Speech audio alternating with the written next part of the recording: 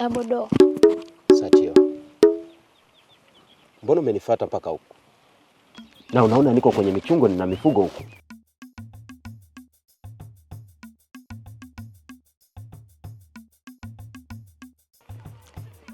Kuna zawadi ndogo nimekuandalia. Sasa zawadi ndio mpaka unifuate huku? Ndiyo. Nilishindwa kuvumilia ya kale. Sitegemei kupata zawadi yoyote kutoka kwako.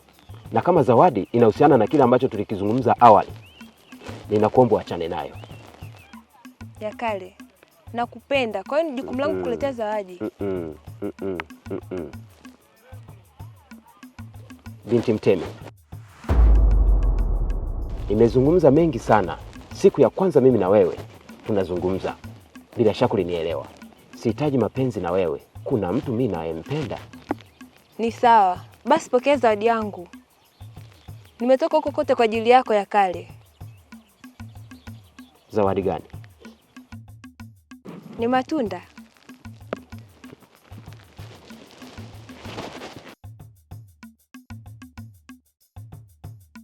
Haya matunda ni mazuri haswa. Ni mazuri sana. Natamani angekuwepo kipenzi changu Sinde. Ndio ungejua utamu wake wa haya matunda. Sinde? Yaani nimekuletea haya matunda kwa ajili yetu sisi, mimi na wewe. Alafu unamtaja Sinde? Angekuwepo Sinde, haya matunda yangemfaa sana, ila sio wewe. Unanikosea sana ya kale.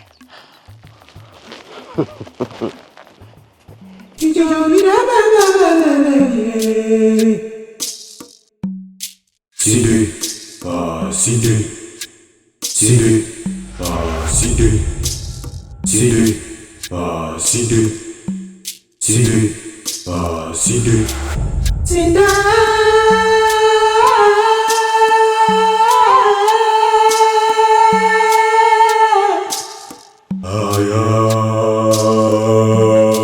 Yakare.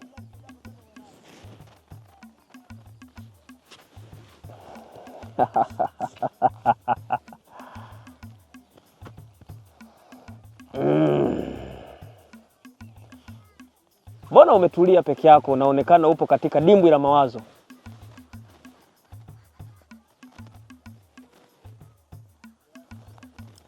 Najua ni vigumu kunijibu. Hutaki niijue siri ya moyo wako. Lakini tambua fika kuwa unateseka na mtu ambaye hakufikirii mbele wala nyuma. Na unanificha nisijue siri ya moyo wako. Ila tambua kuwa nimeshajua kila kitu. Binti Lera ndo chaguo sahihi katika upande wangu kwenye ngome hii.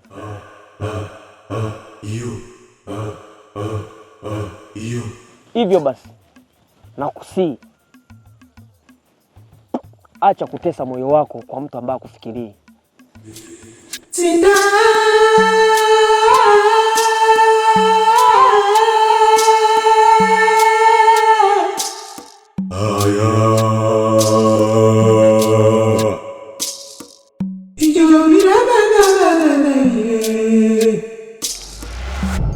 Mguu umekuja kwako ni kwa ajili ya kitu hicho? Ni kwa nini utabiri mambo ya uongo? Unamjaza babangu maneno ya uongo ambayo unajua yanaleta matatizo katika himaya hii. Kwa nini? Sinaongea na wewe? Nakusikiliza binti Mtemi. Katika himaya hii haijawahi kutokea mtabiri muongo kama wewe hapo. Kwa nini unamjaza maneno Mtemi? Maneno mabaya. Hivi unajielewa? Alafu Satio. Abodo. Ya kale. Hongera sana. Nasikia siku hizi huko kwa Mtemi unachapa kazi. Ni kweli na nina imani kwamba ni ndoto ya kila kijana kwenye ngome hii na ardhi ya Gadima. Lakini wanatakiwa wakumbuke kwamba mimi nilienda kule kwenye ngome ya Mtemi nikiwa kama mfungwa, lakini kutokana na ujasiri nilioonesha wa kutaka ardhi nzima ya Gadima iwe na amani na kila mtu apate amani na miungu itukubali zaidi, Mtemi Shingarupa aliona kwamba huyu kijana ananifaa, akaniambia njoo chape kazi. Ndio maana nachunga mifugo, nafanya kazi mbalimbali hapo kwenye ngome ya Mtemi. Hongera sana. Lakini hautamsahau Sinde kweli? Sinde. Unajikuta mtabiri peke yako katika himaya hii, si ndio? Ndio maana unajipa kichwa, si ndio? Sasa nitakuja kuongea na babangu. Itakuwa na wewe ni miongoni mwa wale siafu wanaotamani kujenga nyumba juu ya kaa la moto.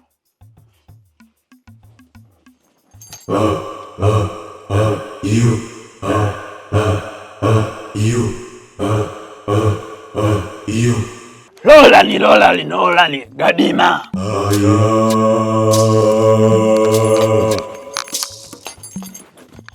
Lakini haya yote mke wangu yamesababishwa na Mtemi kunilazimisha juu ya utabiri.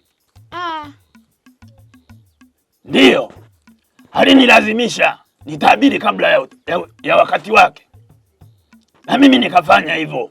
Ona huyu binti anavyonikosea heshima. Unafikiri nini kinatokea hapa?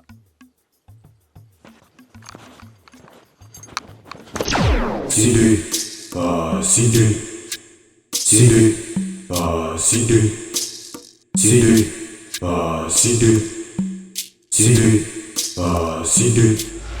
Sinde siwezi nikamsahau. Sinde ni mtu ambaye tuna siri nzito, ni mtu ambaye ni wa ubavu wangu. Nafanya haya yote kwa sababu yake.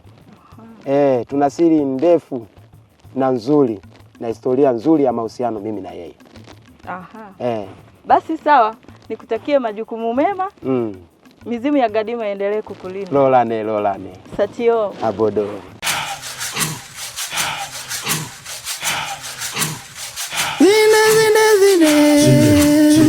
Zinde mama zinde.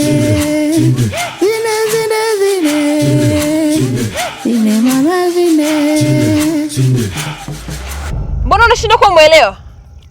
Unanitumia watu kila muda. Lakini binti Lela, tambua fika kwamba mimi ni mwanaume anayeteseka kwa upande wako.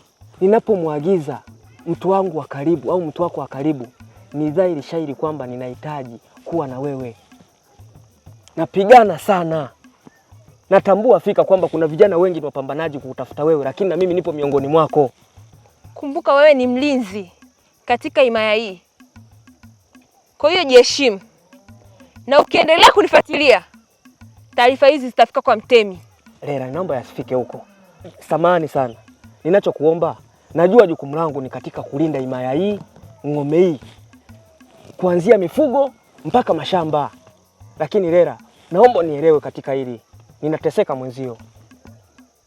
Hauna hadhi ya kutoka na mimi. Mimi ni binti Mtemi. Siwezi nikatoka na mtu kama wewe.